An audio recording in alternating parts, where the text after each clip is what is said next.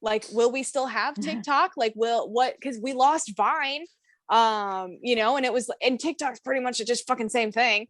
So you know what I mean? So it's like, it's interesting. I'm very curious of like, what shows are they going to meme from? What experiences are they going to meme from? Are memes still going to be a thing, or are we just moving to GIFs now? Or are we just going to go sole video now? Like, where, because the world just seems like moving into all video all the time.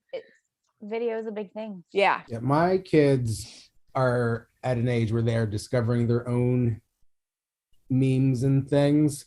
And I think I told this story already. Jackson doesn't know Owen Wilson's name. Yes. But he does, though. Wow. And he only knows it from a lightsaber video where they replaced with Owen Wilson, and it's fucking hysterical. Wow.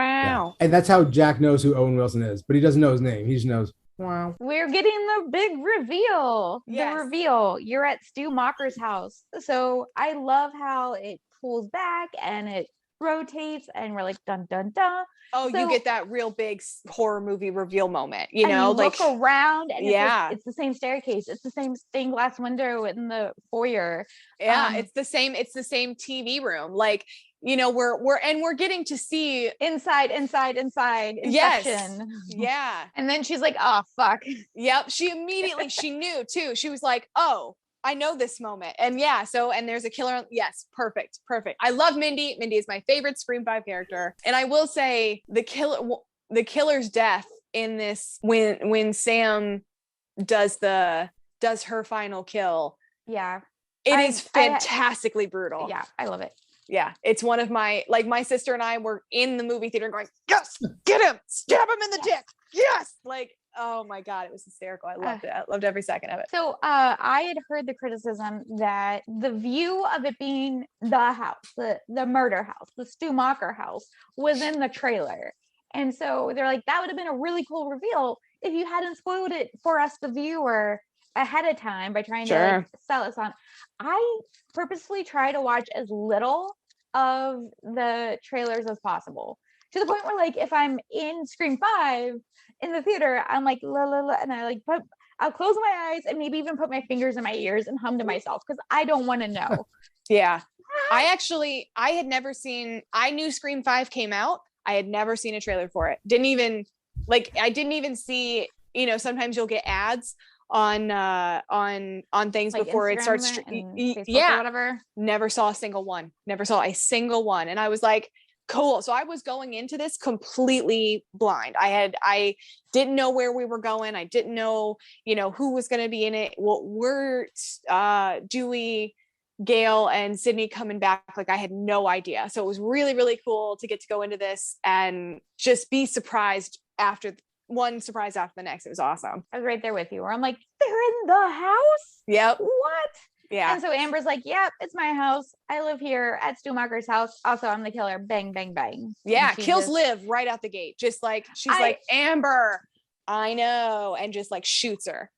To the point that I walked out of the theater. I'm like, what happened to Liv? I thought she was the killer. Did she survive?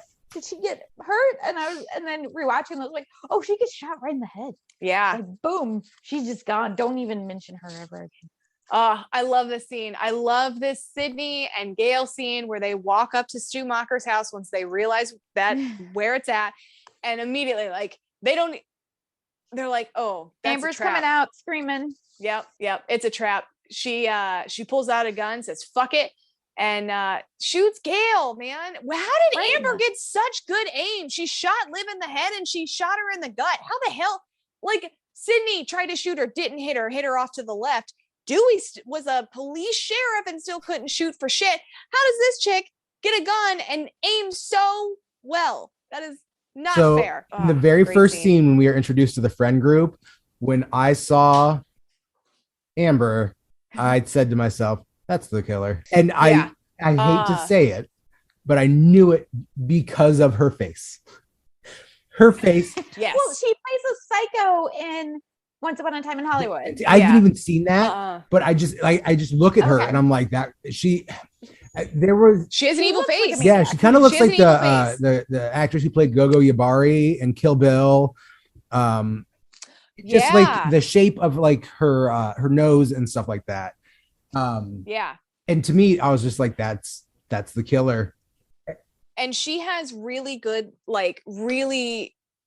lips to give an evil smirk to, which she does very well in this. So I mean, Jay, I 100% agree with you. I love Sydney. I'm Sydney fucking Prescott. Of course I have a gun. And now she's like, I'm just shooting. Fuck you. I'm shooting first. I'm going to go to every door, shoot inside. Yep. If you're not the killers, yes or no, I don't care. If you don't want to get shot, come out. Yep. I love that. She's like, this is my 5th time. Of course I have a gun. But like also maybe go to a shooting range and practice. I don't know. I think she did. I hope so. Because like those 2 shots sucked. What is her name? The actress who plays Amber, her name is Mickey something. Madsen. Matt, thank you. Again, there's 2 of you. Again, of course there are. I like that Sydney is getting in advance of the possible critique of the film where it says you're running out of material, same fucking house. I like that she calls it out because, at some point some reviewers are going to be like, oh, they just did the same thing. Yeah, but we told you that we're doing it. So it's smart and it's funny. So fuck you. The term for that is lamp shading. Have you heard of that before? I have not. That when you can call something out in the project, Buffy notably does this in like season 6, 7, where they're like, magic spells were a metaphor for like lesbian interaction, because you couldn't put that on screen. And so later on, 2 of the characters are like, oh, we're gonna do a spell together. It's like, oh, is it gonna get sexy? And it was like, and that was them calling it like, if you call it out, you're like, it's like you're putting a lampshade on it. You're making it very bright and very obvious because it's going to be right there, like in the criticisms. I'm sure I should have looked that up and like read you the definitions. I like that though. Yeah, and the twist of the knife, the literal twist of the knife, it's nice. It's brutal. Yeah. So Richie just outed himself by a stab to the gut, and he's like, I had Tara's inhaler the whole time. I put it in my pocket, and I can't believe you were stupid enough to fall for it. I do love Jack Quaid's performance here because he was kind of like the doofy boyfriend. Like, he was a doofy boyfriend. He was more of the Freddie Prinze Jr. version of a Billy Loomis. And then we get to the stab, and he's maniacal. He's diabolical. He's cruel. And we did talk about this as well.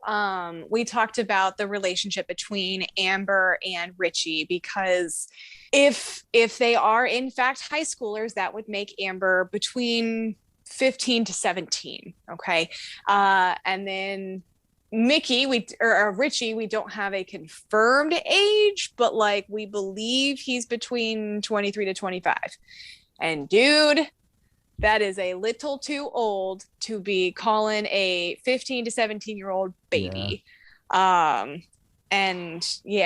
so that for me is my main detraction from the movie, that there's this weird college age, high school age romance thing that squicks me out.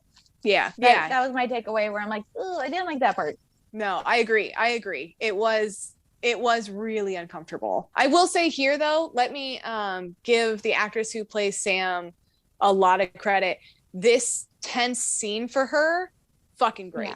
This tense, she did absolutely amazing, and I love her stabbing scene. I absolutely love her stabbing scene. I think it's fantastic. I really like her in this. So now both killers are revealed, and their motives are that they're stab fanatics, and they want to make a new version of stab that doesn't suck. Stab 8 suck. And I love Amber, and they're just like, I like stabbing things. And like, there you go, Amber. You're a crazy person. You just like homicide. Living her best life.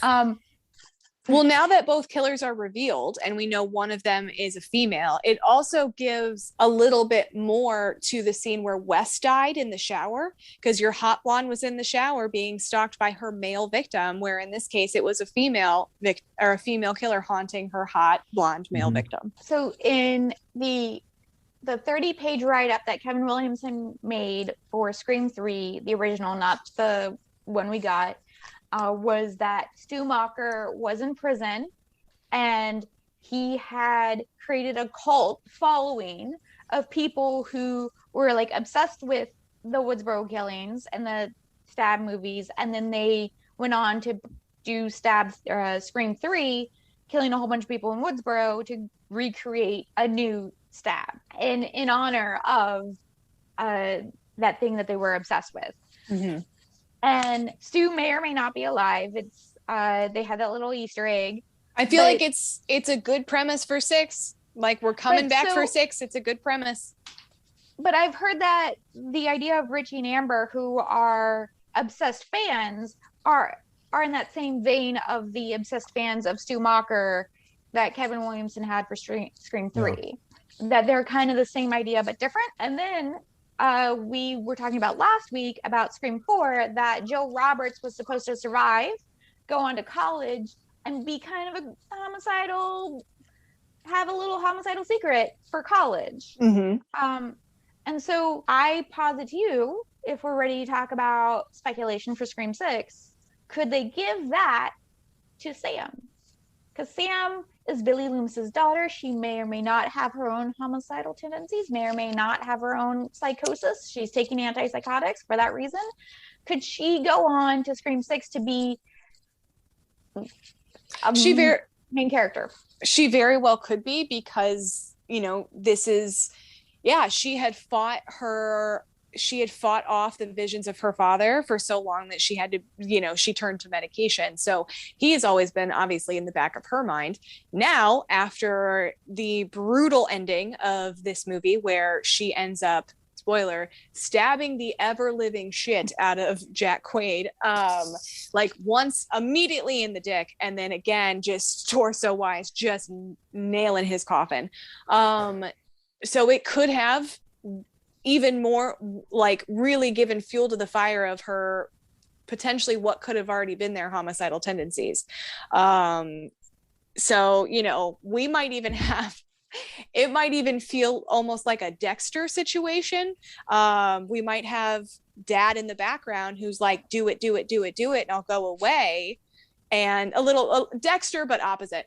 Like, you know, satisfy your bloodthirst. She may not end up not knowing what she's doing. So we may get to have that premise of like a, you know, Dexter hide and seek type of thing. The main character being also the ghost face, like Joe Roberts was maybe going to be in Scream 5. Yeah.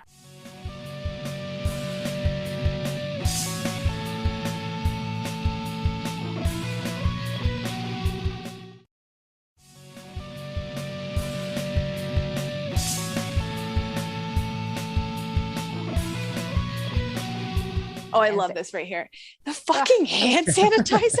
And then this part where they're both going at her and then they fucking light her on fire. Oh my God. Oh. I love that whenever she's backed in a corner, she's like, no, I'm innocent. You got to believe me. Yeah. I'm just a girl. Like, man, this is a great scene. There's the fights in this they feel personal. Mm-hmm. Yeah. Mickey Madison does a great job of being a homicidal crazy bitch. Yeah. The girl from Audition as well. That's a Japanese horror movie that was popular in like the early 2000s-ish. Yeah, but man, she is. And that little drop of spittle when she's choking Gail out calls back to when Matthew Lillard had some spittle go flying out. Yeah, I definitely feel like Richie is the Billy Loomis, the boyfriend who lied about it the whole time, who went dark at a snap of the fingers, and then you just have Amber here, who's the Stu, who's just like, I'm overly sensitive. I love that. I love Gail's like, and she's like, I'm sorry about Dewey. And just Gail's like, you know what? Fuck you. Shoots her 3 times, spins around, hand sanitizer on the face, and then full of stovetop burner on to the face. So that is super cool. That is really creative. I like that a lot. Like, it's time to pass the torch, and enjoy that torch. Man, I am almost nervous for, like, I'm excited for Scream 6 after seeing this because I want to see this story continue.